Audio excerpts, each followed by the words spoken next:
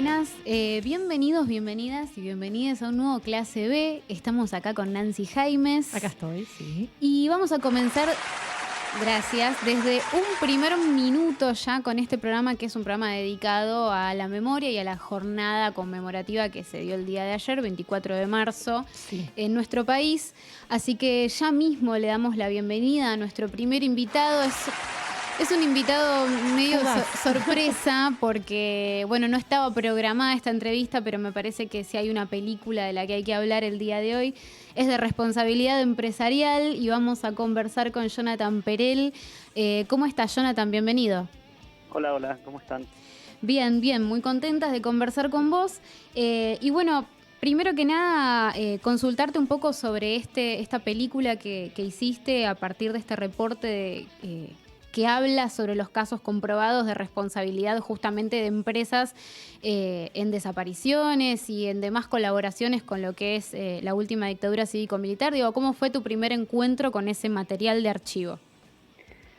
Bueno, en realidad yo tenía una idea de hacer una película sobre la responsabilidad de las empresas antes de encontrar ese libro. No sabía cómo establecer un recorte, era como, bueno, de qué empresas hablar, de cuáles no, era infinita la búsqueda. Y lo que me interesó del informe es que al ser un informe oficial publicado por el Ministerio de Derechos Humanos, es como que eso me estableció el recorte. Bueno, vamos a hacer una película sobre este informe que publica el Ministerio de Derechos Humanos y que es un informe estatal. Claro. Entonces, ahí se establece un recorte. El desafío era que la película tenía que sí o sí lograr filmar todas las empresas que mencionaba el informe, como para ser fiel al libro y que sea como una adaptación de ese libro. Y ahí estaba como el desafío, bueno, cómo lograr salir a filmar todo esto por todo el país. Claro. Ahí apareció un poco como el dispositivo de la película, que era esta idea de filmar desde adentro del auto sin necesidad de pedir permiso, sabiendo también que eran empresas a las que no tenía mucho sentido pedirles permiso, ¿no? Hay algo que creo que lo dice mismo la presentación o que es la plataforma en la que está ahora la película, hace como una especie de micro texto curatorial que siempre es muy interesante y justamente habla sobre esto de que mencionás vos, de estar desde adentro del auto y qué sé yo, habla sobre apuntar con la cámara como equivalente a una acusación y como un tono de trabajo detectivesco clandestino. Eso, ¿cómo lo ves vos desde la posición de la realización? Sí, bueno, efectivamente había algo detectivesco en el sentido de cómo filmar a estas empresas sin pedirles permiso y sin que me echen, porque todas estas fábricas están llenas de seguridad, en cualquier momento podía venir alguien a decirme que no podía filmar. Y yo estaba seguro que quería tener todas las que eran mencionadas en el informe. Pero en ese sentido lo que me parece interesante de la película es que la película no es que filma, digamos, ocultando la cámara dentro de un auto, pero que eso no se ve en la imagen. La imagen en sí de la película es muy clara frente a la audiencia, es como que muestra cómo fue producida, que es que se ve que la cámara está dentro de un auto, se ve el borde del tablero del auto, la ventana, del manubrio. Sí. O sea que el propio dispositivo de producción de cómo arrancarle una imagen a estas empresas, la película lo expone. Vos ves la película y entendés, y es como el contrato con el espectador es muy claro. Eso es lo que me resulta interesante de la forma de que esté hecha, de que no oculte su propio mecanismo de producción, ¿no? ¿Y te pasó en algún momento encontrarte con esa situación de que te quieran echar de la zona en donde estabas filmando, que se den cuenta que estabas registrando imágenes y tener que dar explicaciones al respecto, o no se dio?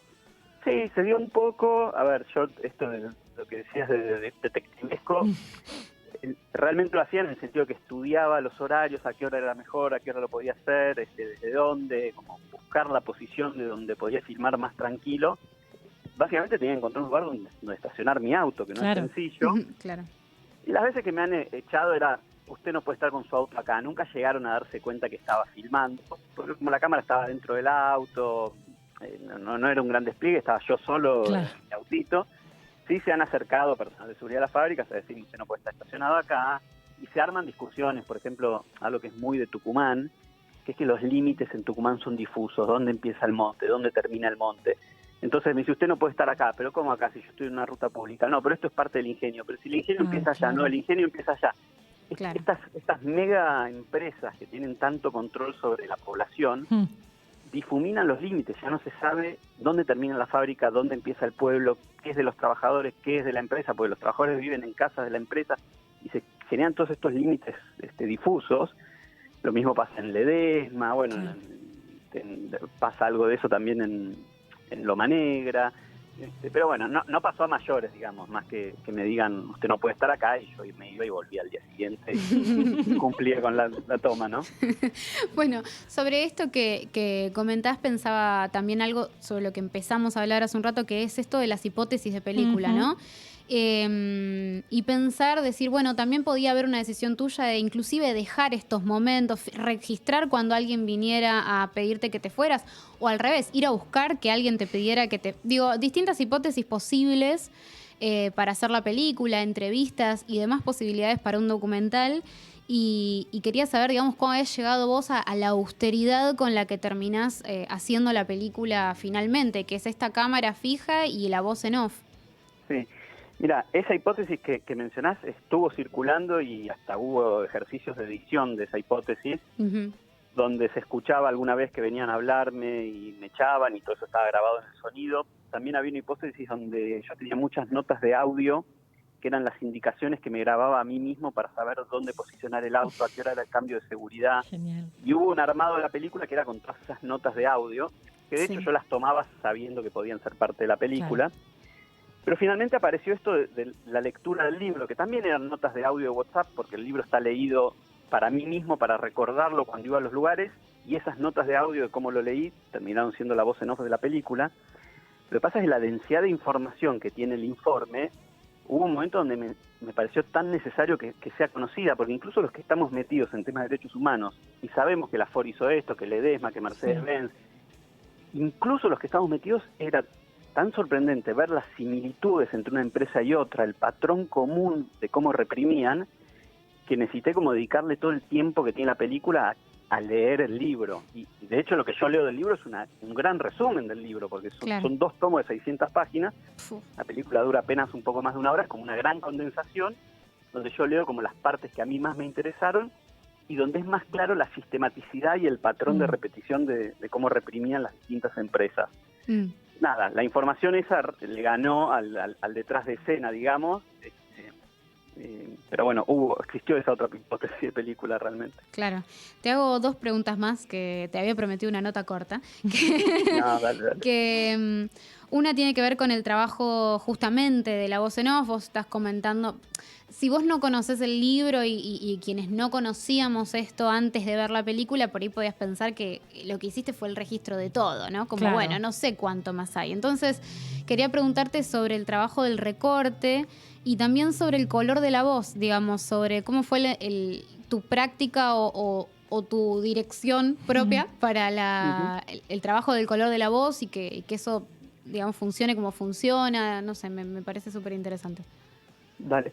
A ver, por un lado, yo quería que sea una película así de minimalista, como es muy personal también, digamos, ponerle mi propia voz, que no sea una voz, no sé, hecha por un actor o por un narrador, sino que se sienta que es mi voz, al mismo tiempo que se siente que estoy yo adentro del auto con la cámara, y la cámara es en mano y tiene movimiento, digamos, esa presencia mía, tomando el riesgo de capturar estas imágenes, quería que se sienta. Por otro lado, es una voz que está leída sin solemnidad, no quería un texto así con el peso de la historia, sino que era efectivamente esta lectura para mí mismo, que es una lectura con errores, donde se siente el paso, la vuelta de la página, la duda en una coma o en un punto. Incluso me pasó que en algún capítulo tenía que regrabar algo que había leído mal unos nombres, y cuando quise hacer la regrabación ya no tenía esto que le llamaste vos, como el tono del original, color. El color. Quise regrabarlo y quise poner la nueva grabación y desentonar totalmente. Claro. Al final dejé el error de los nombres en pos de la autenticidad de la primera grabación de cómo estaba hecha. Excelente. Y después, eso es lo que comenté antes, de que hay una gran condensación de temas, y de hecho está leído como cuando uno subraya un texto, que subraya a veces palabras, a veces pedazos de una oración, medio inconexo, los puntos, las comas, y lo que yo hago es leer solamente lo que está subrayado, entonces se vuelve como un texto, más informal y con menos conexiones, Lo que sí hice fue reordenar mucho el texto. Tratar de darle a todos los capítulos como el mismo orden, si bien en el libro por ahí la información estaba bastante ordenada, pero yo la ordeno más, la sistematizo y busco las repeticiones de lo que a mí me interesa. Claro.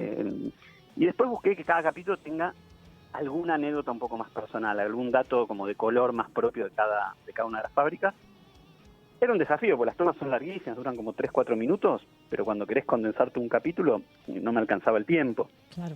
Y al mismo tiempo sentía que era una duración interesante para el espectador, te permite como entregarte a esa experiencia de la película, pero tampoco podía durar mucho más. Era todo un equilibrio, ¿no? Sí. Y la última es, bueno, teniendo en cuenta que no está tan contada esta parte, ¿no? De la responsabilidad civil y empresarial y la complicidad de este periodo de la historia, ¿cómo están viviendo la circulación de la película? Que la película se esté viendo, ¿cómo lo están viviendo? ¿Cómo lo estás viviendo, mejor dicho? ¿Quién? ¿Yo? Sí. No sé, a ver, la película yo la estrené justo antes de la pandemia en el Festival de Berlín en febrero. Ni bien volví a Berlín, a los 10 días fue la cuarentena, que quedamos todos encerrados y todos los festivales se suspendieron o pasaron a ser online. Y hubo como un año que la película viajó por todo el mundo, pero fue muy trunco ese viaje. Y después vino el estreno en Bafisi, que fue hace un año, como en abril del 21, que ahí sí la película tuvo como su estreno en Argentina y generó un poquito más de repercusión y de visibilidad. Pero bueno, hasta ahí, ¿no? Es como un cine muy independiente que después no encuentra espacio. No hay salas en Argentina o Buenos Aires para estrenar esto después. O sea, pasa por un festival y hasta ahí nomás, ¿no? Claro. Sí. Pero bueno, yo igual la vida de las películas posterior es propia de las películas. Yo ya estoy en la que sigue y ya estrené otra, digamos. Y ahora tampoco me importa la nueva, ya estoy filmando la otra. Así que... En el presente constante, está bien. Bueno, Jonathan, gracias por habernos prestado algunos minutitos para conversar sobre la película, que la vimos en el Bafisi y la verdad a mí me encantó y que estaba esperando la posibilidad de poder conversar con vos, así que gracias. Bueno, muchas gracias a ustedes. Un abrazo. Chau. Conversábamos con Jonathan Perel, director de Responsabilidad Empresarial, película que pueden encontrar en Movie, y nosotros nos vamos ya, pero en este mismo instante, a escuchar la primera canción del día, no sé, Nancy. Sí, traje música de Human Resources, la nueva serie, especie de spin-off de Big Mouth, que salió y que tiene unos capitulitos muy interesantes y que sigue el mundo de estos bichos raros que nos acompañan a los humanos para poder funcionar. Y el primero que vamos a escuchar es All I Want de The Offspring. Yeah.